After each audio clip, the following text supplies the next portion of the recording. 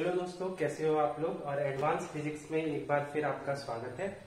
Spectroscopy का ये नया वीडियो है। इस वीडियो में हम बात करेंगे एक टॉपिक की जो काफी इंपॉर्टेंट है आगे के टॉपिक का कॉन्सेप्ट क्लियर करने के लिए, जिसका नाम है excited state of an atom. इस टॉपिक के अंदर आपको बहुत सारे ऐसे टॉपिक मिलेंगे जिनका कॉन्सेप्ट मैं क्लियर कराऊंगा, जैसे ऑप्टिकल इलेक्ट्रॉन क्या होता है, ऑप्टिकल इलेक्ट्रॉन क्या होता है, ये भी आपको सीखने के लिए मिलेगा इस टॉपिक के अंदर।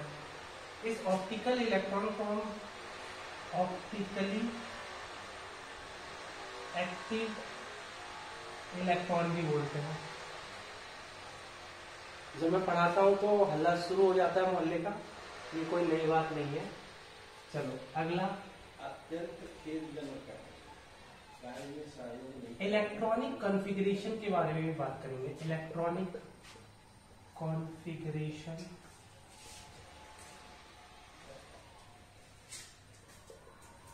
और एटम के बारे में भी बात करेंगे। और थर्ड हमारा एक और कॉन्सेप्ट क्लियर होगा, state of electron oblique state of atom. और फोर्थ हम बात करेंगे again quantum number of electron which present the state of electron। आपको पता है इलेक्ट्रॉन के स्टेट को रिप्रेजेंट करने के लिए चार क्वांटम नंबर क्वांटम मैकेनिक्स ने दिए थे। पहला है n, जो प्रिंसिपल क्वांटम नंबर जिसे कहते हैं। दूसरा है l, जिसे हम एजीमुथल या ऑर्बिटल क्वांटम नंबर बोलते हैं। और थर्ड है आपका ml, जिसे हम मैग्नेटिक क्वांटम नंबर भी बोलते हैं। और लास्ट है स्पिन क्वांटम नंबर। ये चारों क्वांटम नंबर एटम के अंदर किसी इलेक्ट्रॉन की स्टेट को बताते हैं। तो आज का जो ये टॉपिक है, जिसका नाम है excited state of an atom, ये जो टॉपिक है, ये टॉपिक आपको एक तो पहले आप इस टॉपिक के बारे में जानोगे, और ऊपर से जब मैं ये टॉपिक आपको क्लियर कराऊंगा कि इसका मतलब क्या होता है फिजिक्स में, उसके साथ ही मैं आपको ये चार नए टॉपिक और क्लियर कराऊंगा। ठीक है, मतलब इसी टॉपिक को पढ़ते पढ़ते आप ये चार कॉन्सेप्ट और सीख जाओगे फिजिक्स के, जो कि आगे जितने भी टॉपिक में स्पेक्ट्रोस्कोपी में पढ़ाऊंगा काफी इंपॉर्टेंट रहेगा इन सबका कॉन्सेप्ट उन नए टॉपिक को समझने के लिए। तो स्टार्ट करते हैं इस वीडियो को और आते हैं मेन टॉपिक में, excited state of an atom. इसमें एक और टॉपिक इंक्लूड करते हैं जो आप सीखोगे, वो है fifth generation of spectral law.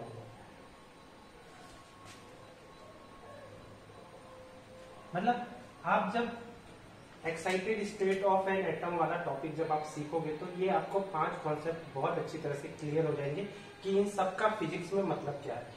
इन पांचों टॉपिक का फिजिक्स में मतलब क्या है, ये पूरा क्लियर हो जाएगा जब मैं आपको आज का ये वीडियो पूरा कंप्लीट करूंगा। तो आप ये सारे कॉन्सेप्ट सीख चुके होंगे। तो स्टार्ट करते हैं आज का वीडियो। तो पहले इलेक्ट्रॉनिक कॉन्फ़िगरेशन के बारे में बात। तो इलेक्ट्रॉनिक कॉन्फ़िगरेशन क्या होता है, जैसे हाइड्रोजन एटम के पास 1 इलेक्ट्रॉन है, तो इसका इलेक्ट्रॉनिक कॉन्फ़िगरेशन होता है। आपको पता है क्योंकि क्वांटम मैकेनिक्स ने बहुत सारे सवालों के जवाब दे दिए थे, तो उन्होंने ये बताया था, क्वांटम मैकेनिक्स ने, स्टार्टिंग से बताता हूँ, कि एटम में सेल्स होते हैं, कई सारे सेल्स। इन सेल के नाम क्या दिए, n=1 सेल को हमने बोला K सेल, n=2 को हमने बोला L सेल, n=3 को हमने बोला, क्योंकि आपको पता है प्रिंसिपल क्वांटम नंबर की वैल्यू क्या थी, प्रिंसिपल क्वांटम नंबर की वैल्यू आपकी n 1 2 3 4 5 etc हो सकती थी, तो उनको नाम दे दिए। n इक्वल टू 1 को हमने फिजिक्स में के सेल बोला, यानी एटम के अंदर, एटम के स्ट्रक्चर के अंदर कुछ सेल बने हुए हैं। ये न्यूक्लियस है, तो न्यूक्लियस के अंदर कुछ सेल बने हुए हैं, तो एक सेल को हमने के सेल बोला, एक सेल को हमने बोल दिया n इक्वल टू 2 वाले सेल को हमने l सेल बोल दिया। ऐसे ही m सेल हुआ, n equal to k l m n shell, इस तरह से नाम पड़े सेल में। तो ये हो गया k l सेल, ये हो गया m सेल, तो इस तरह से नाम दिए। ठीक, तो क्वांटम मैकेनिक्स ने ही ये बताया कि k सेल में, जो k सेल में सिर्फ एक ऑर्बिटल होता है। अब ऑर्बिटल कैसे पता चला? दूसरा क्वांटम नंबर क्या था? Orbital quantum number. Orbital quantum number क्या था कि वो L से रिप्रेजेंट होता था, और इसकी वैल्यू कभी भी n से ज्यादा नहीं हो सकती थी। तो इसकी वैल्यू 0 1 2 n माइनस 1 ही हो सकती थी। तो इन ऑर्बिटल को भी एक नाम दिया गया फिजिक्स में, इसको s ऑर्बिटल बोला गया, जिसके लिए L की वैल्यू 0 होती थी। L की वैल्यू 1 वाले ऑर्बिटल को p ऑर्बिटल बोला गया। L इक्वल टू 2 वाले वैल्यू को sp d ऑर्बिटल बोला गया, और ऐसे ही 3 वाली वैल्यू को, L इक्वल टू 3 वाली वैल्यू को f ऑर्बिटल बोला गया फिजिक्स में। इनको हम क्या बोलते हैं? ऑर्बिटल। ये सब क्वांटम मैकेनिक्स। अगर आपको ये पता करना है तो आपको इसके लिए स्पेक्ट्रोस्कोपी का 7th वीडियो देखना होगा, उसमें मैंने बताया है ये सबके ओरिजिन के बारे में। ठीक है, तो हुआ क्या कि जो एटम होते थे, एटम्स के पास क्या थे? इलेक्ट्रॉन। तो हम हाइड्रोजन एटम की बात करते हैं, तो हाइड्रोजन एटम के पास सिर्फ एक इलेक्ट्रॉन था। तो हम उसके कॉन्फ़िगरेशन को, तो कई सारे सेल थे, तो जो सेल थे उनमें सबसे पहला जो सेल था के सेल, दूसरा एल सेल, NO, इस तरह से सेल बने हुए थे। और कंडीशन ये थी, जो के सेल है उसमें सिर्फ एक ऑर्बिटल होता था। क्यों s ऑर्बिटल होगा? क्योंकि n इक्वल टू 1 के लिए l की वैल्यू n माइनस 1 होगी, यानी 0 होगी, तो k के लिए सिर्फ एक ही ऑर्बिटल होता था। लेकिन n के लिए देखो, n इक्वल टू 2, इसके लिए क्या है? n इक्वल टू 1, इसके लिए n इक्वल टू 2, इसके लिए n इक्वल टू 3। तो n इक्वल टू 1 के लिए आपको पता है l की वैल्यू 0 ही होगी, तो 0 होगी, तो l की वैल्यू 0 को हम s से रिप्रेजेंट करते हैं। और ऐसी n इक्वल टू 2 के लिए l की वैल्यू कितनी होगी?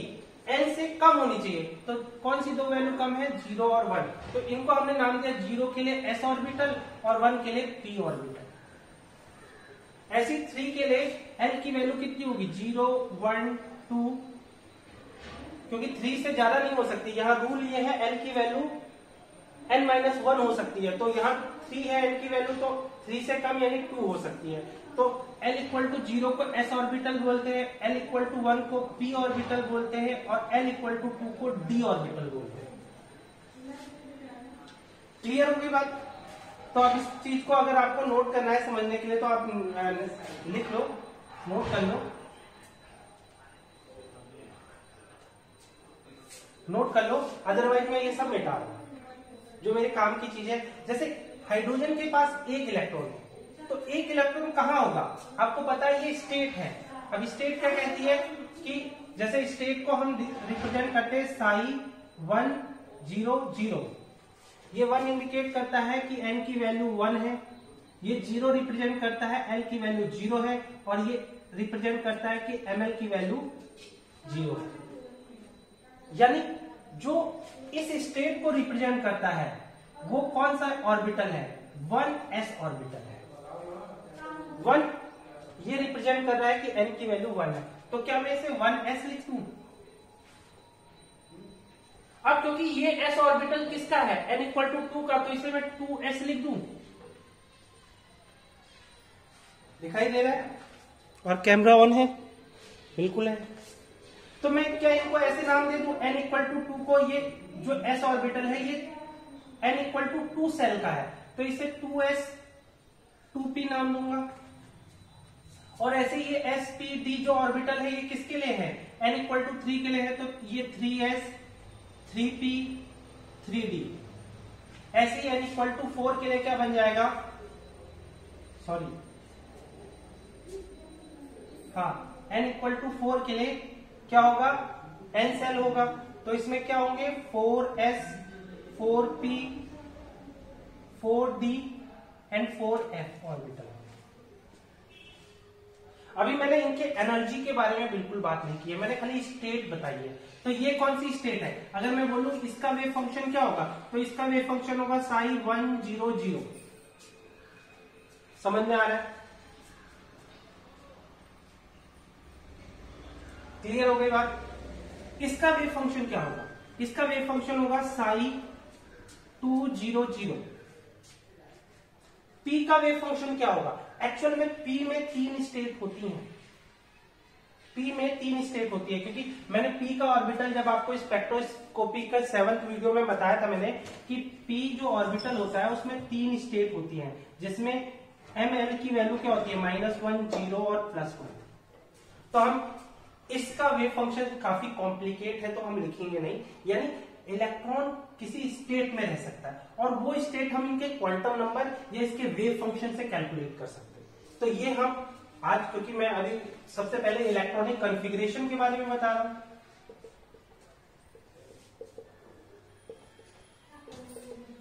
तो इतने डिटेल में ना जाके सिर्फ मैंने आपको ये बता दिया कि कैसे ये सीरीज बनी, 1s इसके बाद 2s 2p फिर 3s 3p 3d, है ना।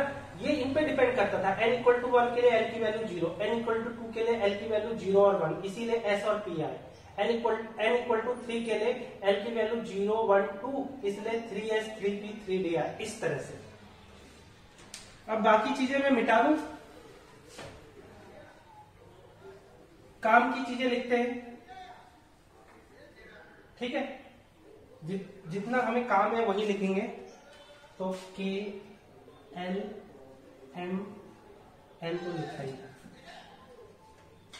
l, ठीक है। तो k सेल में कितने ऑर्बिटल है, s 1 1s, फिर इसमें 2s 2p, इसमें 3s 3p 3p। अब खास बात क्या है कि इलेक्ट्रॉन कहां होगा, है ना। जो हाइड्रोजन एटम में इतनी सारी स्टेट है, इलेक्ट्रॉन इनमें से किसी भी स्टेट में रह सकता है। अब इलेक्ट्रॉन कहां रहेगा, प्रॉब्लम क्या है, इलेक्ट्रॉन कहां होगा, इसमें होगा इसमें होगा इसमें, क्योंकि इलेक्ट्रॉन कहीं पे भी हो सकता है। तो इलेक्ट्रॉन होगा कहां एक्चुअल में, आज हम इसी टॉपिक के बारे में बात करेंगे। तो ये तो इलेक्ट्रॉनिक कॉन्फ़िगरेशन हो गया। तो इलेक्ट्रॉनिक कॉन्फ़िगरेशन मैंने बता दिया कैसा होता है। अगर मैं हाइड्रोजन एटम का बताऊं तो जनरली ग्राउंड स्टेट में, याद रखना किसकी बात हम करेंगे, ग्राउंड स्टेट की अगर बात करेंगे तो इलेक्ट्रॉनिक कॉन्फ़िगरेशन हाइड्रोजन एटम का ग्राउंड स्टेट में 1s1 होगा। ये 1 ऊपर से स्क्वायर नहीं, ये पावर नहीं है, ये इंडिकेट कर रहा है कि s ऑर्बिटल में एक इलेक्ट्रॉन है। ये क्या रिप्रेजेंट कर रहा है, इलेक्ट्रॉन की प्रेजेंस। क्लियर हो गई बात। और जो ये 1 है ये क्या रिप्रेजेंट कर रहा है कि ये k सेल का इलेक्ट्रॉन है। इलेक्ट्रॉन कहां गया, k सेल में गया। तो मैं क्या कहूं, हाइड्रोजन एटम का ग्राउंड स्टेट में इलेक्ट्रॉनिक कॉन्फ़िगरेशन क्या होगा। तो यहाँ पे ये एटम का कॉन्फ़िगरेशन हो गया, किसी भी एटम का कॉन्फ़िगरेशन हो गया। अब मैं H एटम का कॉन्फ़िगरेशन निकाल रहा हूं तो K में सिर्फ एक ही इलेक्ट्रॉन आ सकता है। अब खास बात कर लेते हैं इलेक्ट्रॉन किसमें कितने आ सकते हैं, ठीक है। दिखाई दे रहा है किस सेल में और किस ऑर्बिटल में कितने इलेक्ट्रॉन आ सकते हैं। देखो एक s ऑर्बिटल में 2 इलेक्ट्रॉन आ सकते हैं, एक अप स्पिन में एक डाउन स्पिन में। याद रखना मैंने क्यों बोला क्योंकि s ऑर्बिटल में l की वैल्यू 0 होती है, l की वैल्यू 0 को ही हमने s ऑर्बिटल बोला, तो इसके लिए ml की वैल्यू कितनी होगी 0। ml की वैल्यू का निकालने का फॉर्मूला लिख देता हूं।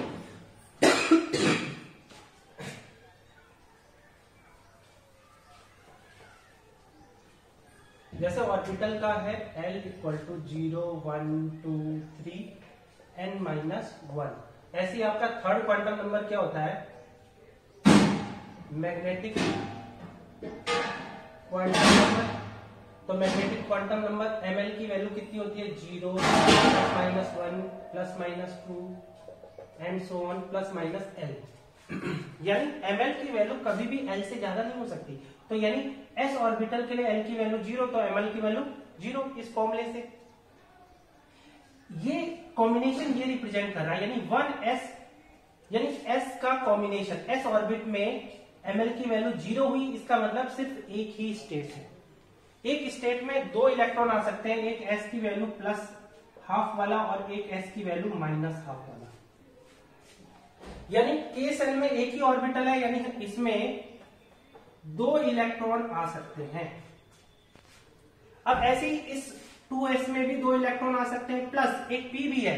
अच्छा, p ऑर्बिटल के लिए l की वैल्यू क्या होगी 1। अभी बताया था 1 के लिए l की वैल्यू क्या होगी, l इक्वल टू 1 को हम p ऑर्बिटल बोलते हैं। तो p ऑर्बिटल के ml की वैल्यू क्या होगी, इस फॉर्मूले से देखो ml की वैल्यू l तक जाएगी 0 से लेकर, तो 0 प्लस 1 माइनस 1, यानी 3 स्टेट पॉसिबल है l में। अब 3 स्टेट पॉसिबल है और हर स्टेट में आपको पता है इलेक्ट्रॉन दो तरीके से रह सकता है, अप स्पिन और डाउन स्पिन में। तो इसका मतलब हमारे पास कुल 6 इलेक्ट्रॉन p ऑर्बिटल में रह सकते हैं। तो इसका मतलब यहाँ पे एक तो 2s में दो इलेक्ट्रॉन आ गए और 2p में कितने इलेक्ट्रॉन जाएंगे 6। तो टोटल इलेक्ट्रॉन l सेल में कितने होंगे, एक, 2s में और 3p में। ठीक है, यहाँ लिख देना s का हमने ऑर्बिटल बना दिया एक बॉक्स जिसमें दो इलेक्ट्रॉन हो गए, और p का ऑर्बिटल हमने बना दिया एक बॉक्स जिसमें 3 स्टेट है और उसमें कितने, हर एक स्टेट में दो इलेक्ट्रॉन होते हैं, यानी कुल मिला के l स्टेट में आ गए। ऐसे ही अब d का पता लगा लेते हैं। पता लगाए d का, तो d कब आता है, जब l की वैल्यू 2 होती है। तो यानी d के लिए l की वैल्यू 2, तो ml की वैल्यू कितनी होगी 0 प्लस माइनस 1 प्लस माइनस 2, क्योंकि l से ज्यादा नहीं हो सकती। तो यानी कितनी वैल्यू हो गई -2 -1 0 प्लस 1 प्लस 2। यानी हम d वाले ऑर्बिटल को हम कैसे दिखा सकते हैं, एक ऐसा बॉक्स जिसमें 5 स्टेट है। तो 5 स्टेट में इलेक्ट्रॉन इसी तरीके से आ सकते हैं, एक अप स्पिन में एक डाउन स्पिन में। तो टोटल कितने हो गए 10। क्लियर हो गई बात। देखो s और p में पहले से हम कैलकुलेट कर चुके हैं 8 है, और d में कितने आ गए, ये d ऑर्बिटल है, तो d में कितने हो गए 18। तो ये हमारे पास एटम का इलेक्ट्रॉनिक कॉन्फ़िगरेशन आ गया कि k सेल में 2 इलेक्ट्रॉन रह सकते हैं, l सेल में 8 इलेक्ट्रॉन रह सकते हैं, m सेल में 18 इलेक्ट्रॉन रह सकते हैं। आगे आप खुद कैलकुलेट करना, मुझे इसकी वैल्यू आप कमेंट करके बता देना वीडियो में। क्लियर हो गई बात कि n सेल में कितने इलेक्ट्रॉन होंगे, लेकिन आज इतने से काम चल जाएगा। तो अब हाइड्रोजन एटम के इलेक्ट्रॉनिक कॉन्फ़िगरेशन की बात करें तो क्या हो जाएगा, जो इलेक्ट्रॉन होगा वो k सेल में ही जाएगा, क्योंकि ज्यादा इलेक्ट्रॉन तो है नहीं कि k सेल भरेगा तब जाके अगला इलेक्ट्रॉन l सेल में जाएगा। बट ग्राउंड स्टेट होगी तो इलेक्ट्रॉन k सेल में ही मिलेगा। तो इसको या तो मैं इलेक्ट्रॉन के टर्म में दिखा दूं या ऑर्बिटल के टर्म में। तो ऑर्बिटल के टर्म में इसी चीज को मैं 1s1 से लिखूंगा। तो ये दोनों ही क्या रिप्रेजेंट कर रहा है, ground state of H atom. Clear हो रही है बात, ठीक है। ऐसे ही क्या हो जाएगा, हीलियम एटम, हीलियम एटम के पास 2 इलेक्ट्रॉन होते हैं, तो वो 2 इलेक्ट्रॉन ग्राउंड स्टेट में, थोड़ा हल्ला हो रहा है बाद में बताऊं। ठीक है, ग्राउंड स्टेट यानी मिनिमम इलेक्ट्रॉन सबसे लोवेस्ट सेल में कहा जा सकता है ना। तो अब हीलियम के पास कितने होते हैं, 2 इलेक्ट्रॉन होते हैं, तो वो दोनों के दोनों ही के सेल में ही जाएंगे, क्योंकि के सेल में 2 इलेक्ट्रॉन हो सकते हैं। तो या तो आप इलेक्ट्रॉन के टर्म में लिखाओ या इसके ऑर्बिटल के टर्म में आप 1s2 लिखो। और ये भी हीलियम की क्या रिप्रेजेंट कर रहा है, ग्राउंड स्टेट। अब ऐसे ही आप लिथियम पे आ जाओ, लिथियम के पास 3 इलेक्ट्रॉन होते हैं, तो 2 तो के सेल ले लेगा और 1 जाएगा एल सेल में, क्योंकि अब 2 ये पूरा फिल हो गया और ये इलेक्ट्रॉन है 3, तो अगला इलेक्ट्रॉन कहां चला जाएगा, एल सेल में। तो इसका ऑर्बिटल कॉन्फ़िगरेशन हो जाएगा 1s1 1s2 और 2s1। समझ में आ रहा है कैसे लिखा।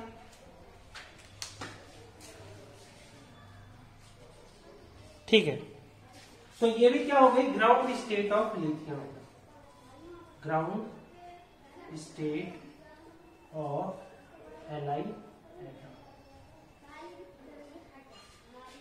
क्लियर हो गई बात।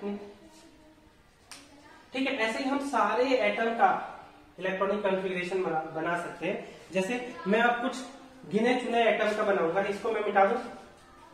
ठीक है, अब मैं कुछ गिने चुने ही एटम का बनाऊंगा, बाकी आप सब ट्राई करना।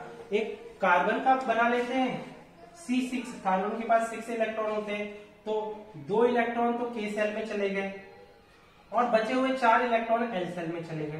तो इसका इलेक्ट्रॉनिक कॉन्फ़िगरेशन कैसा होगा, 1s2 और 2 इलेक्ट्रॉन, तुम्हें पता है कि s ऑर्बिटल में 2 इलेक्ट्रॉन जा सकते हैं, तो 2s2, पहले ये 2 इलेक्ट्रॉन s ऑर्बिटल में चले गए, s ऑर्बिटल फुल हो गया, अब जाएंगे p में, तो 2p2। ये हुआ कार्बन का इलेक्ट्रॉनिक कॉन्फ़िगरेशन। क्लियर हो गई बात। ये भी क्या रिप्रेजेंट कर रहा है, ground state of carbon atom, ground state of C atom. ऐसी ऑक्सीजन की बात कर लेते हैं। वो ऑक्सीजन के पास 8 इलेक्ट्रॉन होते हैं, तो वो कैसे जाएंगे, 2, पहले 2 इलेक्ट्रॉन के सेल में चले गए, दूसरे 6 इलेक्ट्रॉन कहां पे जाएंगे, एल सेल में, क्योंकि एल सेल 8 इलेक्ट्रॉन ले सकता है, तो हम तो कम ही दे रहे हैं उसे, तो यानी 6 इलेक्ट्रॉन पूरे के पूरे एल सेल में चले जाएंगे। तो इसका ऑर्बिटल कॉन्फ़िगरेशन क्या हो जाएगा, 1s2 और 2s2, क्योंकि s में 2 ही इलेक्ट्रॉन जा सकते हैं, इससे ज्यादा जगह है ही नहीं, तो बाकी बचे हुए इलेक्ट्रॉन कहां जाएंगे, p में। तो p, अब बचे हुए कितने इलेक्ट्रॉन है, 2, तो p में 2 इलेक्ट्रॉन चले गए। ये ग्राउंड स्टेट ऑफ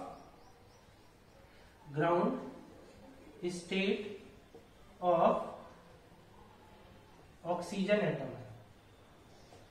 ठीक है, ग्राउंड स्टेट इसलिए क्योंकि इस स्टेट में एटम की एनर्जी सबसे कम होती है। याद रखना, ग्राउंड स्टेट में क्यों बोल रहा हूं, ऐसी स्टेट जिसमें एटम की एनर्जी सबसे कम होती है। ठीक है, नेचर में हर एक सिस्टम कोशिश करता है कि वो अपनी ग्राउंड स्टेट में ही रहे। ये अलग बात है कि नेचर से उसे इतनी एनर्जी मिल जाती है कि कोई सिस्टम एक्साइटेड स्टेट में चला जाता है, लेकिन फर्स्ट उसकी प्रायोरिटी हर सिस्टम की यही रहती है कि वो कैसे करके ग्राउंड स्टेट में ही आए। तो सारे सिस्टम हम पहले से अज्यूम करते हैं कि पहले से ही सारे सिस्टम ग्राउंड स्टेट में, तो हम सारे जो कॉन्फ़िगरेशन बना रहे हैं वो ग्राउंड स्टेट कॉन्फ़िगरेशन है। तो इतना हो गया। अब एक बात कर लेते हैं सोडियम एटम की। सोडियम एटम का इलेक्ट्रॉनिक कॉन्फ़िगरेशन, सोडियम एटम के पास 11 इलेक्ट्रॉन होते हैं, तो 2 इलेक्ट्रॉन चले गए के सेल में, बचे हुए 8 इलेक्ट्रॉन, 8 आपके पास पता है कि 11 इलेक्ट्रॉन है, यानी सारे के सारे सेल में नहीं आ पाएंगे, तो बचे हुए जो 8 इलेक्ट्रॉन है वो एल सेल में आते हैं, और ये हो गए 10 इलेक्ट्रॉन, यानी अभी एक और इलेक्ट्रॉन बचा है वो एम सेल में जाता है, यानी ये हो गया लास्ट में इलेक्ट्रॉन चला गया। इसी का ऑर्बिटल कॉन्फ़िगरेशन क्या हो जाएगा, 1s2 पहला। अब यहाँ 8 है तो पूरे के पूरे आपको पता है 2 s में चले जाएंगे और 6 p में चले जाएंगे, तो 2s2 2p6। ठीक है, ऐसे ही आपका अगला ऑर्बिटल कैसा हो जाएगा, 3s1। ये है ground state of sodium atom, ground state of sodium atom. इतना नोट कर लो आप। इसके बाद बताते हैं एक्साइटेड स्टेट का इलेक्ट्रॉनिक कॉन्फ़िगरेशन। नोट कर लो, मैं मिटा रहा हूं सब, आप नोट कर लो।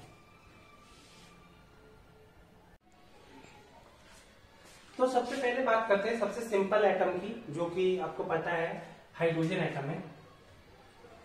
अभी मैंने बताया इसका इलेक्ट्रॉनिक कॉन्फ़िगरेशन क्या होता है, 1s1। ठीक है, अब जिन ऑर्बिटलों में इलेक्ट्रॉन नहीं गए हैं उनको हम क्या कह सकते हैं, 1s 2s0। इसके बाद भी ऑर्बिटल है लेकिन उसमें इलेक्ट्रॉन नहीं है, 2p0 3s0 3p0 3d0। ये जीरो इंडिकेट कर रहा है कि इलेक्ट्रॉन इनमें से किसी ऑर्बिटल में नहीं है, सिर्फ पहले s ऑर्बिटल में है। क्लियर हो गई बात? तो ये जो कॉन्फ़िगरेशन था इसी को हम कहते हैं ग्राउंड स्टेट। ठीक है, अब अगर मैं कहूं कि इस एटम को मैंने एनर्जी दी, तो वो एनर्जी एटम कैसे अब्सॉर्ब करता है? देखो, जैसे एक एटम है मेरे पास, मैंने उसको हीट दी या रेडिएशन दी, ये दो, या तो मैं हीट दे दूं या रेडिएशन दे दूं, ये दोनों ही क्या देंगे, इसको एनर्जी देंगे।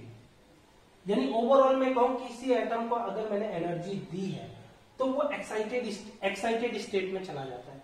तो एक्साइटेड स्टेट होती क्या है एक्चुअल में? अगर मैं कहूं कि atom is in excited state, तो इसका मतलब क्या होता है, the electron in an atom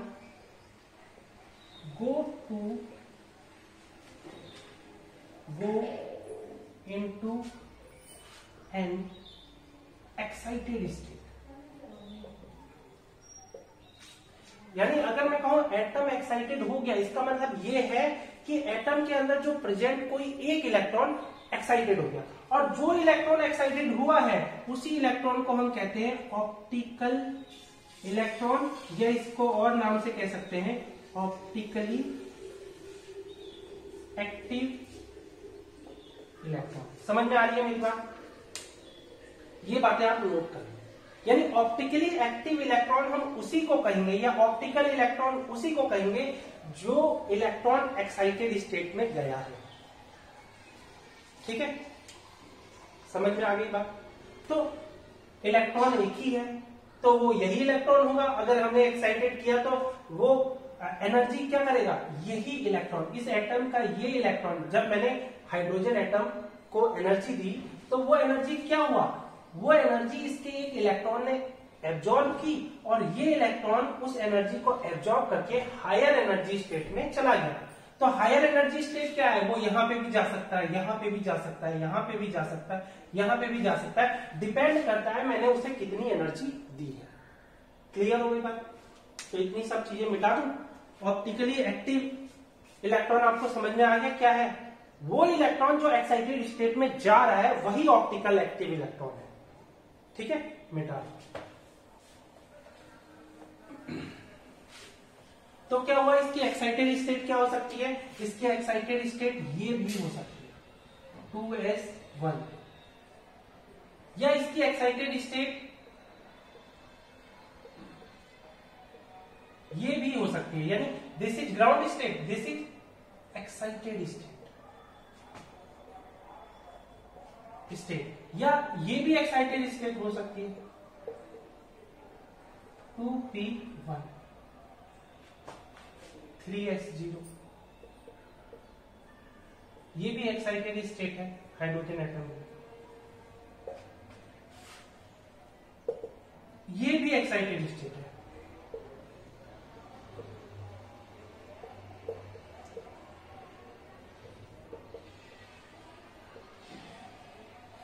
यानी इलेक्ट्रॉन की ये जितनी भी स्टेट्स होंगी ये सब एक्साइटेड स्टेट होंगी। इसमें एक टर्म भी आता है first excited state, second excited state, third excited state. वो तब मैं आपको बताऊंगा जब आप स्पेक्ट्रोस्कोपिक टर्म पहले से सीख चुके होंगे। बस आज मेरा ये बताना था कि आप डिफरेंस समझ सको कि ग्राउंड स्टेट और एक्साइटेड स्टेट में क्या डिफरेंस है।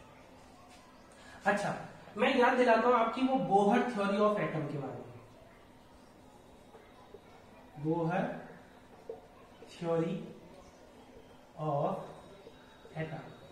तो बोहर ने क्या बोला था? बोहर ने बोला था कि एक मेरे पास एटम का स्ट्रक्चर क्या होता है, न्यूक्लियस होता है, उसमें कुछ परमिटेड ऑर्बिट्स होते हैं, और एक इलेक्ट्रॉन किसी एक ऑर्बिट से हायर एनर्जी ऑर्बिट में तब जंप करता है जब उसे एनर्जी मिली हो। एनर्जी को एक फोटोन से दिखा दिया h। ठीक है, अगर मैं मान लूं इस स्टेट की एनर्जी E1 है और इस स्टेट की एनर्जी E2 है, तो ये तब E1 से E2 में जाएगा जब h न्यू की वैल्यू E2 माइनस E1 हो। समझ में आ रही है मेरी बात? ठीक है, ये सब बोहर थ्योरी ऑफ एटम में आपने पढ़ रखा है, ज्यादा नहीं है, ज्यादा नई बात नहीं है।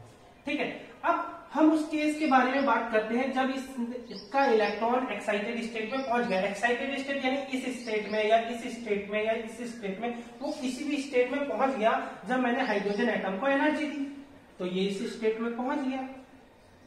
अब जो ये ऑप्टिकल एक्टिव इलेक्ट्रॉन है, जो इलेक्ट्रॉन हायर एक्साइटेड स्टेट में जंप कर रहा है एटम की, तो इसी इलेक्ट्रॉन को हम ऑप्टिकली एक्टिव इलेक्ट्रॉन बोलते हैं। और जब ये इलेक्ट्रॉन कुछ समय बाद, वैसे जनरली ये टाइम बोला है 10⁻⁸ सेकेंड, लेकिन ये टाइम कुछ भी हो सकता है, लेकिन बहुत कम होता है। ये ऐसा नहीं कि ये हमेशा ऐसा ही हो 10⁸, कुछ भी हो सकता है। ये तो एक प्रोबेबिलिटी की वैल्यू है, प्रोबेबिलिटी निकाली कि इतनी प्रोबेबिलिटी है कि इस टाइम में ये नीचे आ जाएगा। तो ये एक प्रोबेबिलिटी के बारे में बात की है, लेकिन जनरली हर बुक में ये 10⁻⁸ सेकंड दिया है। तो 10⁸ सेकंड में जब ये इलेक्ट्रॉन वापस अपनी ओरिजिनल ऑर्बिट में या अपनी ओरिजिनल स्टेट में जंप करता है, यानी जैसे मैंने एटम को एक्साइटेड कर दिया, तो मैंने बोला था कभी भी सिस्टम हमेशा एक्साइटेड स्टेट में नहीं रहता, वो अपनी एनर्जी को लूज करके फिर से ग्राउंड स्टेट में आता है। तो ये जो एक्साइटेड इलेक्ट्रॉन है, ये चाहे किसी भी स्टेट में पहुंच जाए, बाद में जब ये ग्राउंड स्टेट में आएगा तो अपनी एनर्जी को रिलीज करेगा। रिलीज कब करेगा? जब हायर एनर्जी स्टेट से लोअर एनर्जी स्टेट में आएगा, तो इलेक्ट्रॉन एक रेडिएशन यानी एक फोटोन इमिट करेगा सेम एनर्जी का, जिसकी वैल्यू उन दोनों एनर्जी लेवल की एनर्जी गैप के बराबर होती है। तो ये रही थ्योरी ऑफ स्पेक्ट्रल लाइन। तो ये जो रेडिएशन था, जो ये फोटोन इसने रिलीज किया, यही फोटोन हमें स्पेक्ट्रल लाइन मिलता है। कह सकता हूं ये n=2 से n=1 में जंप कर रहा है। तो n=2 से n=1 पे जंप करने पर ये क्या रिलीज करेगा? एक लाइट फोटोन रिलीज करेगा। वो लाइट फोटोन एक स्पेक्ट्रल लाइन देगा। तो ये आपका टॉपिक क्लियर हो गया, generation of spectral line. Generation of spectral line clear हो गई बात? ग्राउंड स्टेट, एक्साइटेड स्टेट, इन सब में आपको समझ में आ गया होगा क्या डिफरेंस है। ठीक है, ये बात मिटा देते हैं और किसी अलग एटम की एक्साइटेड स्टेट के बारे में बात करते हैं। ठीक है, मिटाओ।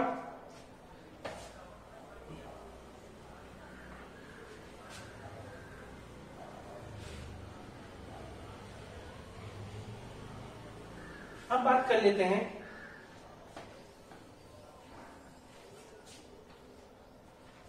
किसी और एटम के बारे में, यानी लिथियम के बारे में। वन जिसका इलेक्ट्रॉनिक कॉन्फ़िगरेशन 2-1 है, यानी 1s2 2s1 2p0 3s0 3p0 3d0। ठीक है, ये कॉन्फ़िगरेशन है लिथियम का। तो इसकी एक्साइटेड स्टेट कब होगी? जब ये वाला इलेक्ट्रॉन, देखो ये दोनों इलेक्ट्रॉन क्लोज्ड पैक है और ग्राउंड स्टेट में है, यानी जितनी भी एनर्जी अगर हम इस लिथियम एटम को देंगे तो वो इन इलेक्ट्रॉनों को मिलने से पहले वो इस इलेक्ट्रॉन को मिलेगी। ये बात फिजिक्स में याद रखनी कि अगर मैंने कहा कि मैंने एटम को एक्साइटेड किया, तो वो एक्साइटेड एटम एक्साइटेड हुआ, तो वो जितनी एनर्जी मैंने उस एटम को दी थी वो वैलेंस इलेक्ट्रॉन को ट्रांसफर होती है। क्योंकि जो क्लोज पैक इलेक्ट्रॉन है वो हमेशा लोअर ऑर्बिट में या लोअर स्टेट में होते हैं, लोअर स्टेट में होते हैं, लोअर एनर्जी स्टेट में होते हैं, जबकि जो हायर एनर्जी स्टेट, जो पहले से हाई एनर्जी स्टेट में है, वही एक्साइटेड होता है। समझ लेना इस बात को। ठीक है, यानी अगर मैंने एनर्जी दी तो एटम एक्साइटेड तब होगा जब ये वाला इलेक्ट्रॉन बाहर निकले। ऐसा है, एक्साइटेड इससे भी होगा, बट इन इलेक्ट्रॉनों को हम ऑप्टिकली एक्टिव इलेक्ट्रॉन नहीं बोलते। ऑप्टिकली एक्टिव इलेक्ट्रॉन नहीं बोलते। जो ये दो इलेक्ट्रॉन है ना, जो पहले दो, समझ लेना इस फर्क को, जो पहले दो इलेक्ट्रॉन है उनको हम ऑप्टिकली एक्टिव इलेक्ट्रॉन नहीं बोलते। जो वैलेंस इलेक्ट्रॉन होता है, जो ये वैलेंस इलेक्ट्रॉन होता है ना, यही पार्टिसिपेट करता है एनर्जी के अब्जॉर्प्शन और रिलीज में। तो जो ये वैलेंस इलेक्ट्रॉन है यही ऑप्टिकली एक्टिव इलेक्ट्रॉन होगा। क्लियर हो गई बात? तो ये कॉन्सेप्ट क्लियर हो गया। तो इसका मतलब अगर मैंने लिथियम एटम को एनर्जी दी तो सबसे पहले चांस इस इलेक्ट्रॉन की एनर्जी एब्जॉर्ब करने के, यानी सबसे पहले एनर्जी ऑब्जॉर्ब कौन करेगा? ये वाला इलेक्ट्रॉन करेगा जो हायर एनर्जी स्टेट में है। जैसे जैसे हम इधर को आ रहे हैं तो ये लोअर एनर्जी स्टेट है, और जैसे जैसे हम ऊपर को जा रहे हैं this is higher energy state, higher energy states. ये बात याद रखना। तो इलेक्ट्रॉन वही एक्साइटेड होगा जो ऑलरेडी हायर एनर्जी स्टेट में है। जो लोअर एनर्जी स्टेट में है वो तो स्टेबल इलेक्ट्रॉन है, वो जल्दी से एक्साइटेड नहीं होते, या तब होते हैं जब ये इलेक्ट्रॉन हो ही ना इस पोजीशन पे। मैंने लिथियम आयन बना दी Li3 को, मैंने Li2 पॉजिटिव बना दी। Li इसके पास दो इलेक्ट्रॉन है, एक इलेक्ट्रॉन को हमने निकाल दिया। अब ये जो दो इलेक्ट्रॉन बचे हैं, अब ये दो इलेक्ट्रॉन एक्साइटेड होंगे, बट ऐसी कंडीशन हम अवॉइड करते हैं। जनरली फिजिक्स में हम बात जब करेंगे एक्साइटेड स्टेट की, तो वहां पे जो ऑप्टिकली एक्टिव इलेक्ट्रॉन होगा वो यही वैलेंस इलेक्ट्रॉन होगा, याद रखना। ठीक है, क्योंकि हुआ क्या ना, प्रॉब्लम क्या है, ऑप्टिकली एक्टिव मतलब रेडिएशन निकालने वाला इलेक्ट्रॉन। ऑप्टिकली एक्टिव इलेक्ट्रॉन का मतलब क्या होता है? ऐसा इलेक्ट्रॉन जिसकी वजह से रेडिएशन। ऑप्टिकली एक्टिव इलेक्ट्रॉन क्या होता है? ऐसा electron, those electron which can give radiation oblique spectral line, यानी जिनके एक्साइटेड होने पर ऐसे इलेक्ट्रॉन, मतलब ऑप्टिकली एक्टिव इलेक्ट्रॉन वो होते हैं जिनके एक्साइटेड होने पर वो जब ग्राउंड स्टेट में आते हैं तो वो अगर वो रेडिएशन देते हैं तब जाके उन्हें ऑप्टिकली एक्टिव इलेक्ट्रॉन या ऑप्टिकल इलेक्ट्रॉन बोलते हैं, या इसका दूसरा नाम है ऑप्टिकल इलेक्ट्रॉन। समझ में आ गई बात? तो हम क्यों इसको ऑप्टिकल एक्टिव इलेक्ट्रॉन बोल रहे हैं? बिकॉज जब ये एक्साइटेड होगा तो ये रेडिएशन इमिट करने के बहुत चांसेस होते हैं कि ये वाला इलेक्ट्रॉन रेडिएशन इमिट करेगा। बल्कि इस केस में जैसे मैंने लिथियम का आयन बना दिया, अब इस केस में अगर मैं इसके एक इलेक्ट्रॉन को एक्साइटेड भी करता हूं तो वो उतने चांसेस नहीं होंगे जितने इस इलेक्ट्रॉन के होंगे। इसीलिए हम जनरली फिजिक्स में या किसी भी जो भी आप केमिस्ट्री या कोई और सब्जेक्ट पढ़ रहे हो उसमें जो वैलेंस इलेक्ट्रॉन होगा वो हमेशा ऑप्टिकली एक्टिव इलेक्ट्रॉन का रोल प्ले करेगा। लेकिन ये नेसेसरी नहीं है, कोई सा भी इलेक्ट्रॉन ऑप्टिकल इलेक्ट्रॉन का रोल प्ले कर सकता है। बस आपको ये डेफिनेशन याद होनी चाहिए कि ऑप्टिकल इलेक्ट्रॉन वही इलेक्ट्रॉन होगा जिसके वजह से रेडिएशन जनरेट हो रहा है या स्पेक्ट्रल लाइन जनरेट हो रही है, तो उन्हीं इलेक्ट्रॉनों को हम ऑप्टिकल एक्टिव इलेक्ट्रॉन बोलेंगे। और इस केस में जब मैंने इस इलेक्ट्रॉन को एक्साइटेड किया है, जब मैंने इसको एक्साइटेड, ये तो हो गई ग्राउंड स्टेट, जो ये वाली स्टेट क्या हो गई 2 1, तो ये दोनों स्टेट ही क्या है? Ground state. तो अगर मैंने इसको एनर्जी दी, लिथियम एटम को एनर्जी दी, तो ये क्या हो जाएगा 2 1, कॉन्फ़िगरेशन तो यही रहेगा, लेकिन इलेक्ट्रॉन जो है 2s का वो हट के p पे चला जा सकता है, या 1s, या और कंडीशन क्या हो सकती है, या 1s2 2s0 2p0 3s1, या 1s2 2s0 2p0 3s0 3p1। ये जितनी भी एनर्जी, ये जितनी भी स्टेट है, ये एक्साइटेड स्टेट है, excited states of Li atom. और जो यहाँ पे ऑप्टिकल इलेक्ट्रॉन है वो कौन सा है? ये वाला इलेक्ट्रॉन है। ठीक है, यानी जो ये वाला इलेक्ट्रॉन है, जो 2s1 ऑर्बिटल में जो इलेक्ट्रॉन है, 2s1 ऑर्बिटल में जो इलेक्ट्रॉन है, यही आपका ऑप्टिकल इलेक्ट्रॉन है। ऑप्टिकल इलेक्ट्रॉन है। ठीक है, इतना नोट कर लो। ठीक है, फिर मैं मिटा रहा हूं।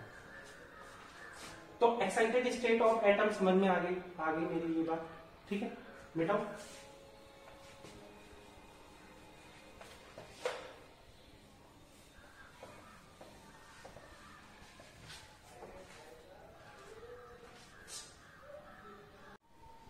अब बात करते हैं उस टॉपिक की जिसको पढ़ाने के लिए पहले मुझे ये सब बेसिक कॉन्सेप्ट क्लियर करने की जरूरत थी।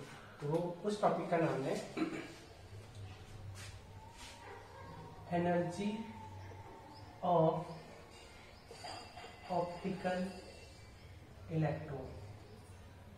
यह एग्जाम में इसी को बाय द वे अगर आता है तो, वैसे मुझे नहीं लगता ये आएगा, ये सिर्फ नॉलेज के लिए मैं आपको बता रहा हूँ, ताकि फ्यूचर में मैं जितने भी स्पेक्ट्रोस्कोपी के और भी टॉपिक जब पढ़ाऊंगा तो आपको समझने में आसानी होगी, इसलिए मैं ये सारे टॉपिक क्लियर करवा रहा हूँ। तो एनर्जी ऑफ ऑप्टिकल इलेक्ट्रॉन, जो ऑप्टिकल इलेक्ट्रॉन की एनर्जी के बारे में हमने कोई बात नहीं की थी, बस ये बताया था एक्साइटेड स्टेट में क्या होता है, ग्राउंड स्टेट में क्या होता है, इलेक्ट्रॉन कहां से कहां जंप करता है। सिर्फ अब तक मैंने ऑप्टिकल इलेक्ट्रॉन के बारे में बात की थी, है ना, क्योंकि अब तक इस वीडियो में हमने बात की ऑप्टिकल इलेक्ट्रॉन के बारे में।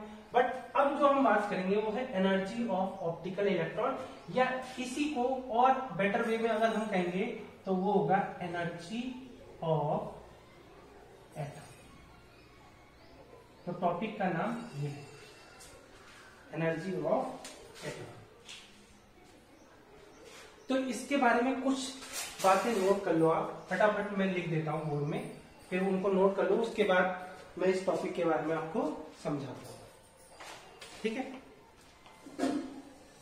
मैंने नोट कर लिया है, आपकी स्क्रीन के सामने दिख रहा है। क्या आपको नोट करना है? पहले हमारा टॉपिक जो आज का मेन टॉपिक है वो है total energy of optical electron. इसको हम ये भी कह सकते हैं, बाय द वे एग्जाम में अगर आता है एनर्जी ऑफ एटम, तो आपको यही सब लिखना होगा। तो मैंने क्या लाइन नोट की है आप देख लो। Total energy of an atom is the total energy of core plus sum of the total energy of optical electron. इस लाइन का मतलब समझो, जो एटम होता है उसमें एक न्यूक्लियस होता है और एक होता है कंप्लीटली फिल्डेड सेल। जैसे मैं लिथियम एटम की बात करूं तो लिथियम में 2 इलेक्ट्रॉन होते हैं, तो 3 इलेक्ट्रॉन होते हैं, 2 के सेल में और एक एल सेल में। तो 2 जो के सेल वाले हैं इनको हम कहेंगे कोर इलेक्ट्रॉन। तो यहाँ पे 2 इलेक्ट्रॉन होंगे, तो इन दोनों इलेक्ट्रॉन को हम क्या कहेंगे? Core electron. तो एक तो यानी जो एटम की टोटल एनर्जी होती है, एक तो इस कोर की एनर्जी होती है, यानी कोर में जितने इलेक्ट्रॉन है। कोर हम इलेक्ट्रॉन कोर उसको बोलेंगे जहां पे जिस ऑर्बिटल में इलेक्ट्रॉन कंप्लीटली फिल्ड हो, या जिस सेल में इलेक्ट्रॉन कंप्लीटली फिल्ड हो, या तो यानी all the electron which are completely filled in shell और ऑर्बिटल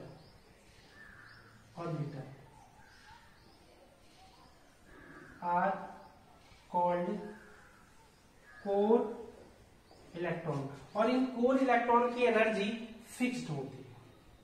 क्लियर होगी बात? यानी एटम में 2 इलेक्ट्रॉन प्लस न्यूक्लियस का जो सिस्टम है इसकी एनर्जी फिक्स है, यानी जो इतना सिस्टम है इसकी एनर्जी क्या है? फिक्स्ड है। इसी को हम कहते हैं टोटल एनर्जी ऑफ कोर। ऐसे ही मैं सोडियम एटम का एग्जांपल ले लूं जिसमें 11 इलेक्ट्रॉन है, 2 8 1। तो 2 और 8 वाले जो इलेक्ट्रॉन है ये है कोर इलेक्ट्रॉन। और ये कोर इलेक्ट्रॉन में तो सोडियम एटम का कोर इलेक्ट्रॉन क्या हो गया? इसके आगे वाला जो सेल होगा जिसमें 8 इलेक्ट्रॉन होंगे,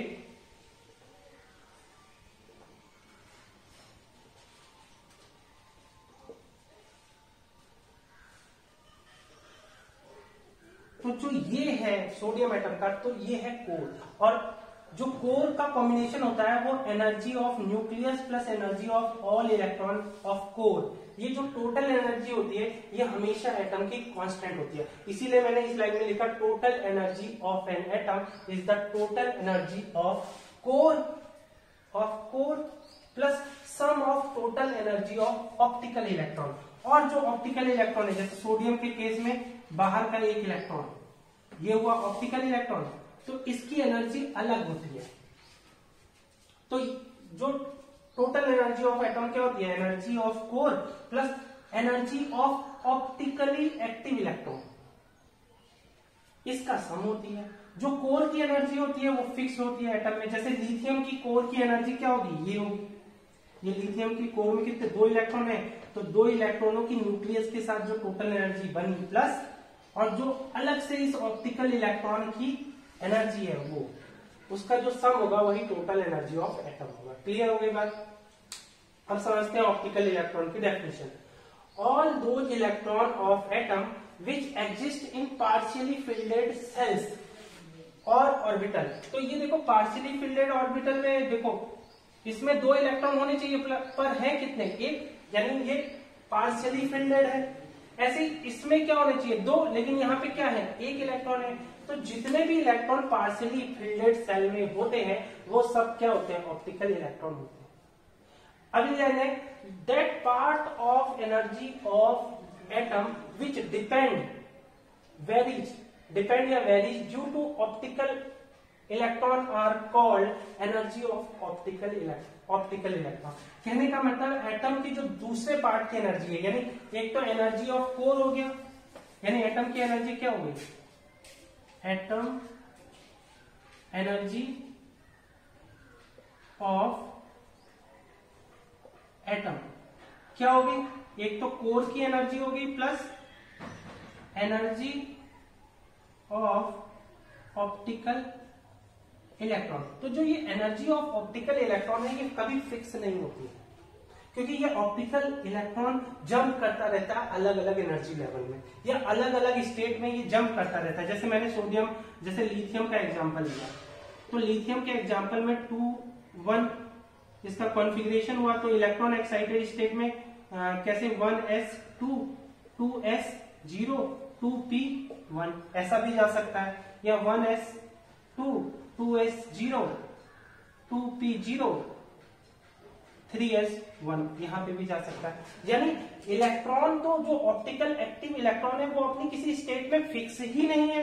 जब फिक्स ही नहीं है तो उसकी एनर्जी कैसे फिक्स हो जाएगी, है ना। तो that part of energy of atom which depend और varies due to optical electron are called energy of optical electron. It is not fixed या कांस्टेंट, ये नहीं तो फिक्स होती है ना कांस्टेंट होती है।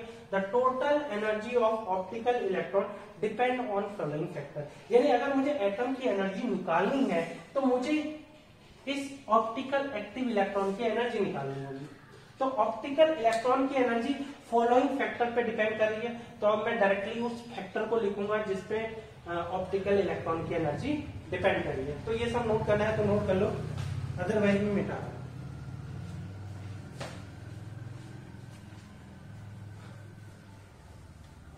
तो ऑप्टिकल इलेक्ट्रॉन की एनर्जी किन किन बातों पे डिपेंड करती है। अगर हमें ऑप्टिकल इलेक्ट्रॉन की एनर्जी मिल जाएगी तो हम एटम की एनर्जी भी बता सकते हैं, क्योंकि एनर्जी ऑफ कोर तो फिक्स होती है। तो सबसे पहली बात जिसपे ऑप्टिकली एक्टिव इलेक्ट्रॉन की एनर्जी डिपेंड करती है वो है the kinetic energy of all optical electrons. यानी जो total kinetic, the kinetic energy of all optical electrons. तो क्या होती है, तो उसको हम E1 बोलते हैं। यानी फर्स्ट जिस पर डिपेंड कर रही है वो है काइनेटिक एनर्जी।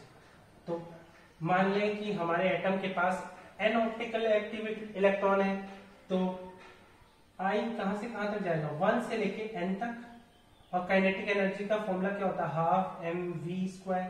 तो v I सफिक्स में लगा देते हैं, क्योंकि हर एक इलेक्ट्रॉन की क्या कहते हैं जो वेलोसिटी होगी वो अलग, या एक तरह से हम हाफ mv² को मोमेंटम के फॉर्म में p²/2m लिख सकते हैं, where p is the momentum.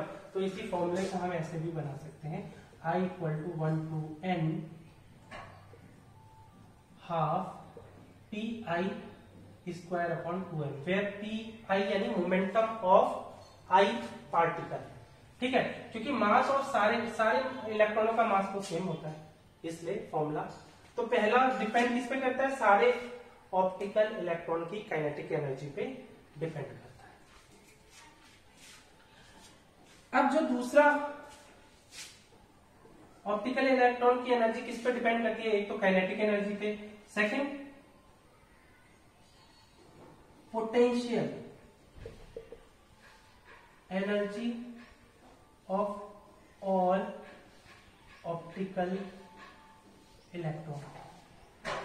तो ऑप्टिकल इलेक्ट्रॉन की एनर्जी पोटेंशियल एनर्जी पे भी डिपेंड करती है। तो पोटेंशियल एनर्जी किसके साथ, देखो इलेक्ट्रॉन के बीच में भी पोटेंशियल एनर्जी जनरेट हो सकती है। दो इलेक्ट्रॉन को मैंने कुछ डिस्टेंस पे रखा है, तो यहाँ पे भी पोटेंशियल एनर्जी जनरेट हो जाएगी, इलेक्ट्रॉनिक पोटेंशियल एनर्जी। बस हम इसकी बात नहीं कर रहे, potential energy of all electron due to nucleus of atom. तो ये क्या हो जाएगा, E2, और कितना हो जाएगा, summation I equal to 1 to n 1/4πε0 ZE square upon, ये माइनस हो जाएगा क्योंकि न्यूक्लियस के ऊपर Ze चार्ज होता है प्लस का, और इलेक्ट्रॉन के पास निगेटिव चार्ज होता है, तो क्या हो जाएगा माइनस का साइन, और बीच की डिस्टेंस आपको पता है सभी इलेक्ट्रॉनों की अलग अलग डिस्टेंस होगी, तो RI होगी। तो ऑप्टिकल इलेक्ट्रॉन पहला तो काइनेटिक एनर्जी, ऑप्टिकल इलेक्ट्रॉन की एनर्जी पहला काइनेटिक एनर्जी पे डिपेंड करती है, दूसरा पोटेंशियल एनर्जी पे डिपेंड करती है।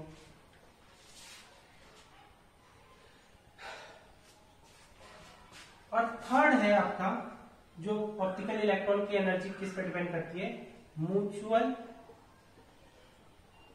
Electrostatic interaction energy of optical electron, यानी आपस में जो पोटेंशियल एनर्जी जनरेट होती है उसके वजह से भी इनकी एनर्जी कम या ज्यादा होती है। तो यानी थर्ड ऑप्टिकल इलेक्ट्रॉन की एनर्जी किस पर डिपेंड करेगी, म्यूचुअल इलेक्ट्रोस्टैटिक पोटेंशियल एनर्जी पे। ठीक है, तो इसको हम कैसे लिखेंगे, इसको हम लिखेंगे साई आई, यानी एक इलेक्ट्रॉन, क्योंकि दो इलेक्ट्रॉनों के बीच में लिख रहा है, एक साई J1। ठीक है, कैसे लिखा है एक बार देख लेता हूं। हाँ ठीक है, J1, ये I n तक गया है, ये n-1 तक गया है, ये E स्क्वायर अपॉन RIJ, और आगे से 1/4πε0 तो लगेगा। क्लियर हो गया? ठीक है, ये पॉजिटिव आएगी क्योंकि पोटेंशियल एनर्जी का फॉर्मूला होता है V equal to 1/4πε0 Q1 Q2 upon R। R is the distance between both charges. तो ये हो गया। तो इन तीन बातों पे डिपेंड कर रहा था, और भी बातें हैं लेकिन बोर्ड इतना ही है, तो अभी इसको मिटा दो। ठीक है, मिटा दो, नोट कर दो।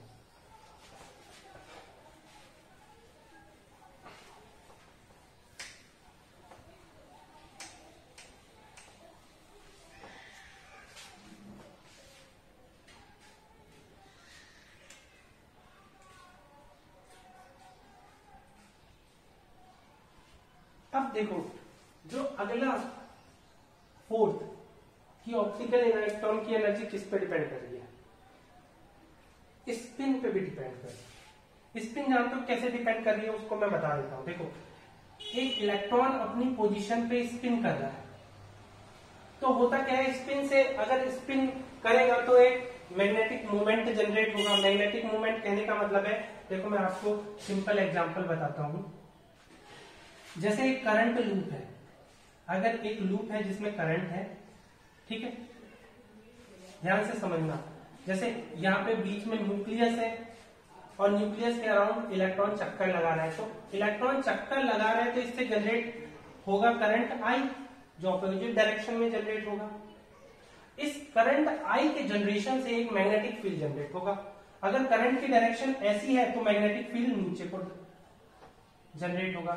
यानी इलेक्ट्रॉन, अगर मैं बोलूं एक न्यूक्लियस में इलेक्ट्रॉन ऐसे घूम रहा है, कैसे घूम रहा है, ऐसे, तो इसका मैग्नेटिक फील्ड कैसे होगा, बी, ऊपर की डायरेक्शन। ऐसे ही तो इस जो मैग्नेटिक फील्ड जनरेट हुआ, इसको एक तरह से हम कह सकते हैं ऑर्बिटल एंगुलर मोमेंट है, यानी ये एल के वजह से जनरेट हुआ है। यानी ऑर्बिटल एंगुलर मोमेंटम की वजह से जो मैग्नेटिक फील्ड जनरेट हुआ है उसको मैंने बी एल बोल दिया।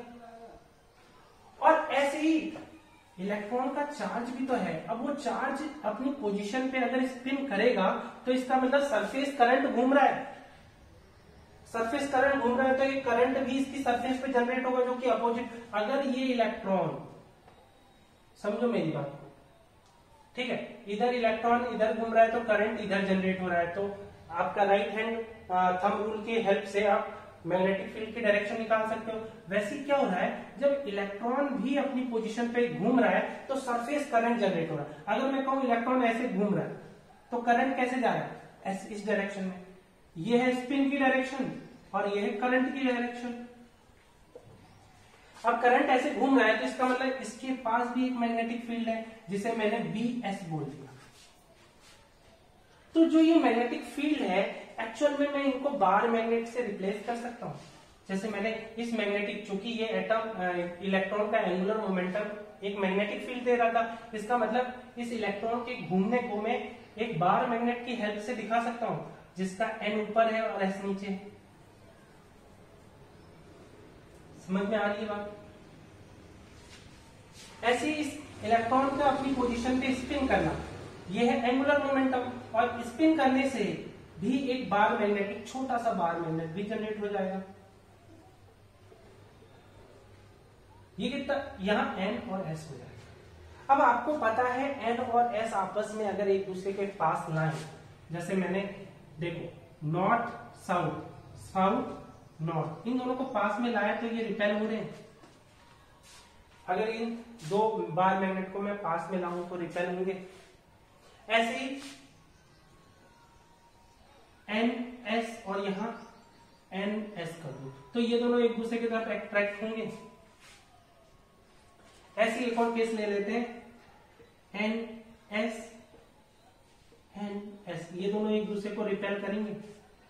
यानी ये अट्रैक्ट भी कर रहे हैं और रिपेल भी कर रहे हैं, यानी जो इनके एंगुलर मोमेंटम से जो मैग्नेटिक फील्ड जनरेट हो रहा है वो इलेक्ट्रॉन को अट्रैक्ट भी कर रहा है और रिपेल भी कर रहा है। इस अट्रैक्शन फोर्स और रिपल्सन फोर्स की वजह से एक एनर्जी जनरेट हो जा रही है, यानी इलेक्ट्रॉन के मैग्नेटिक फील्ड के कारण एक एनर्जी जनरेट हो जा रही है। इस जो एनर्जी जनरेट हुई है, जो एनर्जी किसके वजह से, due to interaction of magnetic field of optical electron. तो इस एनर्जी को मैं कैसे दिखा सकता हूं, इस एनर्जी को मैं कैसे दिखा सकता हूं, तो ये तीन टाइप की एनर्जी हो सकती है।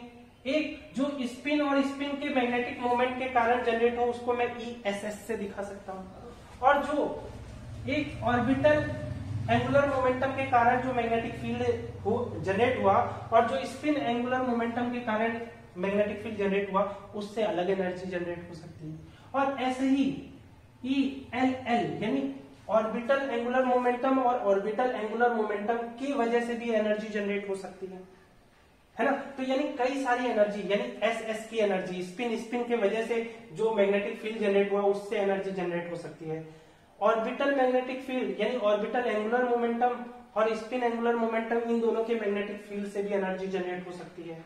ऐसी दो ऑर्बिटल यानी दो ऑप्टिकल इलेक्ट्रॉन है, दोनों का ऑर्बिटल एंगुलर मोमेंटम अलग अलग है तो उन दोनों के मैग्नेटिक फील्ड से भी एनर्जी जनरेट हो सकती है।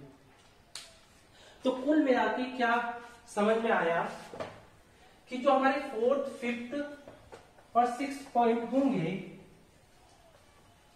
वो क्या होंगे। 4th स्पिन को रिलेशन एनर्जी, यानी स्पिन के कारण जो रिलेशन जनरेट हुआ है उसकी वजह से जो एनर्जी चेंज होगी या शिफ्ट होगी उसको हम ESS कह सकते हैं, यानी ये E4 हो गई। ऐसी फिफ्थ क्या होगा, जो स्पिन ऑर्बिटल को relation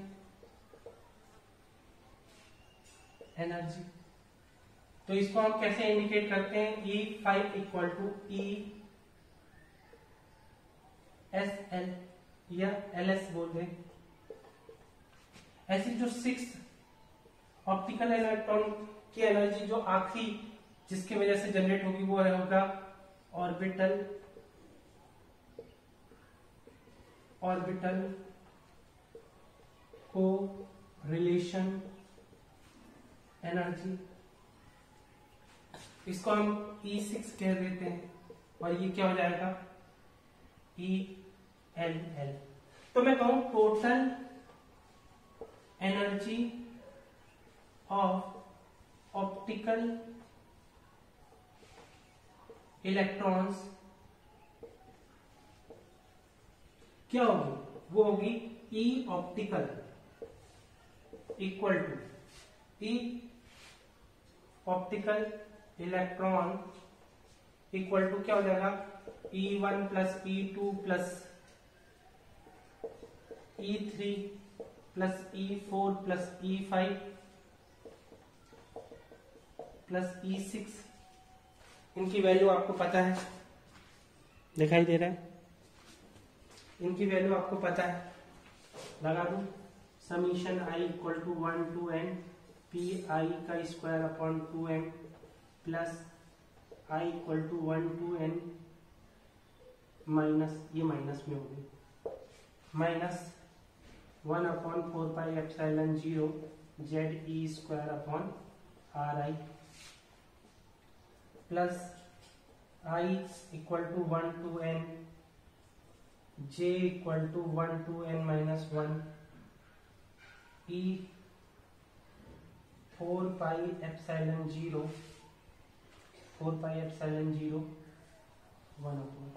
1 upon 4 pi epsilon 0 E square upon RIJ, यानी distance between two electron RIJ plus ESS plus ELL plus ELS। ठीक है, तो ये total energy of optical electron है। ठीक है, अब मैं आपसे कहूं कि टोटल एनर्जी ऑफ एटम क्या होगी, तो आप एक्सप्रेशन बना सकते हो इसी तरह से, total energy of atom equal to E, यानी total energy of core plus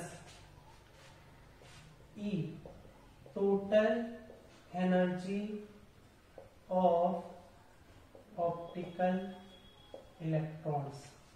ठीक है, ऑप्टिकल इलेक्ट्रॉन्स। ठीक, इतनी बात क्लियर हो गई। ठीक है, नोट कर लो, मैं मिटा रहा हूं। इतनी बात क्लियर होने के बाद जब आपको ये सारे ही कॉन्सेप्ट क्लियर होंगे तब जाके हम बात करेंगे LS कपलिंग और JJ कपलिंग। ठीक है, तो क्या फैक्ट होता है, यानी जो मैंने बोला स्पिन को रिलेशन, मैंने बोला स्पिन ऑर्बिटल को रिलेशन, या मैंने बोला ऑर्बिटल को रिलेशन, मैंने ये सब बोला। इसको मैंने रिप्रेजेंट किया ESS ESL और ये हो गया ELL। तो होता क्या है कि इनकी एनर्जी हमें तब डिटरमाइन होगी जब स्पिन एंगुलर मोमेंटम को मैं ऐड करूंगा, तब जाके मुझे एनर्जी कितनी इलेक्ट्रॉन के पास आई या कितनी उसने लूज की ये मुझे पता चलेगा, है ना। कहने का मतलब क्या है, समझाते हैं, ठीक है। अभी थोड़ा सा समझाते हैं और कि होता क्या है कि जैसे हुआ क्या कि अगर मैं बता रहा हूं जैसे NS मेरे पास एक मैग्नेटिक रॉड है और ये NS है, ठीक है। तो ये स्पिन का है, ये स्पिन का है, तो दोनों इस डायरेक्शन में है, यानी दोनों अगर किस डायरेक्शन में है, इनकी डायरेक्शन कैसे हम दिखा सकते हैं, इसके मैग्नेटिक फील्ड की डायरेक्शन ऐसी है, इसके में, तो दोनों मैग्नेटिक फील्ड आपस में ऐड हो जाएंगे और क्या कहते हैं, इसका मतलब मैं ये कहूं दोनों का एंगुलर मोमेंटम ऐड होके बड़ा एंगुलर मोमेंटम बन गया और वो बड़ा एंगुलर मोमेंटम ने बड़ा फील्ड जनरेट किया। तो वो बड़ा फील्ड ने क्या किया, एनर्जी लूज हो गई, क्योंकि ये दोनों N और S आपस में एक दूसरे को चिपकाने की कोशिश कर रहे हैं, यानी एक बाउंड सिस्टम बनाने की कोशिश कर रहे हैं। तो इस टाइप से जो मैग्नेटिक मोमेंट या एक तरह से कहें जो इस टाइप से स्पिन ऐड होती है वो हमें क्या करती है, एनर्जी लूज कर जाती है, एनर्जी लूज करती है। या इसके जगह आप ये भी कह सकते हो ये S हो सकता है या ये L हो सकता है, ये दोनों L हो सकते हैं, ये LS कुछ भी हो सकता है ना। होंगे क्या, दोनों मैग्नेट की तरह बिहेव करेंगे। अगर इनके मैग्नेटिक फील्ड की डायरेक्शन NS SN ऐसी है तो ये क्या करेंगे, एनर्जी गेन करेंगे, यानी एटम की एनर्जी बढ़ जाएगी। इस तरह से क्या होगी, एटॉमिक एनर्जी डिक्रीजेज। और इससे क्या होगा, अगर ये दोनों आपस में एक दूसरे को रिपेल कर रहे हैं, इससे क्या होगा, ये बाउंड सिस्टम नहीं बना रहे। किसी बाउंड सिस्टम की एनर्जी हमेशा कम होती है और किसी अनबाउंड सिस्टम की एनर्जी ज्यादा होती है। तो ये अनबाउंड सिस्टम बनाने की कोशिश कर रहा है क्योंकि ये रिपेल कर रहे हैं। तो ये अनबाउंड सिस्टम क्या करेगा, एनर्जी गेन करेगा, एनर्जी गेन करेगा, एनर्जी गेन करेगा, यानी एटॉमिक एनर्जी इंक्रीजेज। तो इससे ये भी पता चलेगा एटॉमिक एनर्जी यहाँ डिक्रीज हो रही है, इसका मतलब ऑप्टिकल इलेक्ट्रॉन की जो टोटल एनर्जी है वो डिक्रीज हो रही है। यहाँ पे ऑप्टिकल इलेक्ट्रॉन्स की टोटल एनर्जी इंक्रीज कर रही है, इसीलिए टोटल एटॉमिक एनर्जी क्या हो गई, इंक्रीज हो गई, ठीक है। Total atomic energy, total atomic energy, यानी कुल मिला के हमें स्पिन को ऐड करना सीखना है, स्पिन ऑर्बिटल एंगुलर मोमेंटम को ऐड करना सीखना है और ऑर्बिटल एंगुलर मोमेंटम को ऐड करना सीखना है, ठीक है।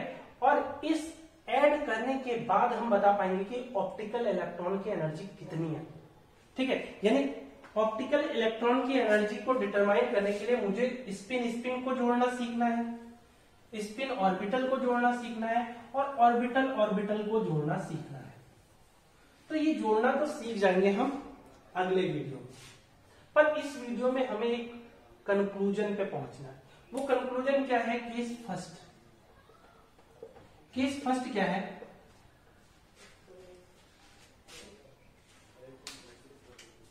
जो लाइट एटम होते हैं, फॉर लाइट एटम्स जिनके लिए जेड की वैल्यू 30 से कम होती है, जेड यानी एटॉमिक नंबर, जो ये जेड है यह एटॉमिक नंबर यानी total number of electron in an atom, ठीक है। तो जो जेड है वो क्या बताता है, total number of electron in an atom.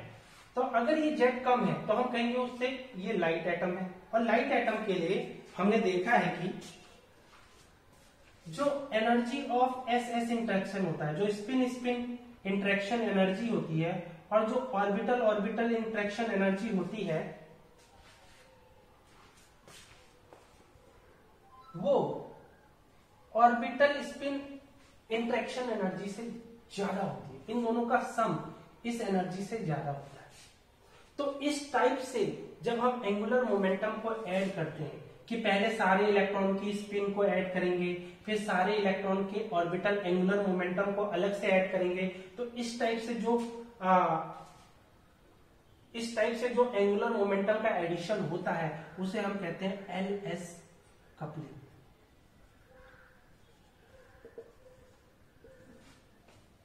अब हम इनको ऐड क्यों कर रहे हैं, क्योंकि हमें टोटल ऑप्टिकल इलेक्ट्रॉन की टोटल एनर्जी चाहिए। तो टोटल एनर्जी तब मिलेगी जब मुझे सारे इंटरेक्शन एनर्जी का पता होगा, SS एनर्जी का LL। तो हमें ये पता चला जो ये वाली एनर्जी होती है ये बहुत कम होती है, तो हम इसको इग्नोर करके जो ये सब एंगुलर मोमेंटम है, जो स्पिन एंगुलर मोमेंटम है, जो ऑर्बिटल एंगुलर मोमेंटम है, उनको हम कैसे ऐड कर सकते हैं?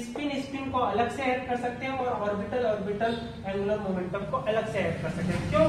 क्योंकि जो ऑर्बिटल एंगुलर मोमेंटम और स्पिन एंगुलर मोमेंटम का जो इंटरेक्शन होता है लाइट एटम में वो बहुत कम होता है। तो हम इस टाइप के एडिशन को इग्नोर करते हैं और खाली स्पिन को अलग से ऐड करना और ऑर्बिटल एंगुलर मोमेंटम को अलग से ऐड करके जब दोनों से हम रिजल्टेंट ऑर्बिटल एंगुलर मोमेंटम बनाते हैं तो इस टाइप की कपलिंग को LS कपलिंग कहते हैं। अगले वीडियो में मैं और डिटेल में बताऊंगा LS कपलिंग। और ये सेकंड क्या होता है? For heavy atoms. अब हैवी एटम किनको कहेंगे? जिनके लिए Z की वैल्यू 30 से ज्यादा, उस केस में ESS प्लस ELL लेस होता है ELS से। तो इस केस में हम क्या करते हैं कि जो स्पिन के वजह से जो इंटरेक्शन एनर्जी जनरेट होती है उसको इग्नोर करते हैं, जो ऑर्बिटल एंगुलर मोमेंटम की वजह से एनर्जी जनरेट होती है उसको इग्नोर करते हैं, और हर एक इलेक्ट्रॉन के पहले ऑर्बिटल और स्पिन एंगुलर मोमेंटम को जो ऐड करके और जो कपलिंग, जो रिजल्टेंट हम टोटल एंगुलर मोमेंटम एटम का निकालते हैं, उस टाइप की कपलिंग को हम कहते हैं JJ कपलिंग। याद रखना, ठीक है। तो LS और JJ कपलिंग क्या है वो मैंने हल्का सा आइडिया देने की कोशिश की इस वीडियो में। देखो कितनी लंबी लेंथ हो गई, ठीक है। तो आई होप आपको समझ में आ गया होगा। यानी LS कपलिंग में हमें क्या करना है कि सारे इलेक्ट्रॉन की स्पिन को अलग से ऐड करना है, सारे इलेक्ट्रॉन के ऑर्बिटल एंगुलर मोमेंटम को अलग से कैलकुलेट करना है, और फिर जो रिजल्टेंट आया स्पिन और जो रिजल्टेंट आया एंगुलर मोमेंटम, उन दोनों को ऐड करके रिजल्टेंट एंगुलर मोमेंटम हमें निकाल लेना है। लेकिन वहीं हैवी एटम में क्या करना है, हमें जो जितने भी इलेक्ट्रॉन है उन सबका ऑर्बिटल एंगुलर मोमेंटम और स्पिन एंगुलर मोमेंटम, हर एक इलेक्ट्रॉन का ऑर्बिटल एंगुलर मोमेंटम और स्पिन एंगुलर मोमेंटम से हमें एक total angular momentum J determine करना है। तो हर एक इलेक्ट्रॉन का जब J हमने निकाल लिया तो सारे इलेक्ट्रॉनों के जितने भी J होंगे उन सबको जब हम ऐड करके रिजल्टेंट J डिटरमाइन करेंगे तो इस मेथड को हम कहते हैं JJ कपलिंग, ठीक है। इस वीडियो में वैसे ही मैंने बहुत उलझा दिया आप लोगों को। तो अगले वीडियो में हम बात करेंगे स्पेक्ट्रोस्कोपिक टर्म के बारे में और LS कपलिंग के बारे में। और इस वीडियो में इतना ही, अब मुझे जाने दीजिए। Okay, bye.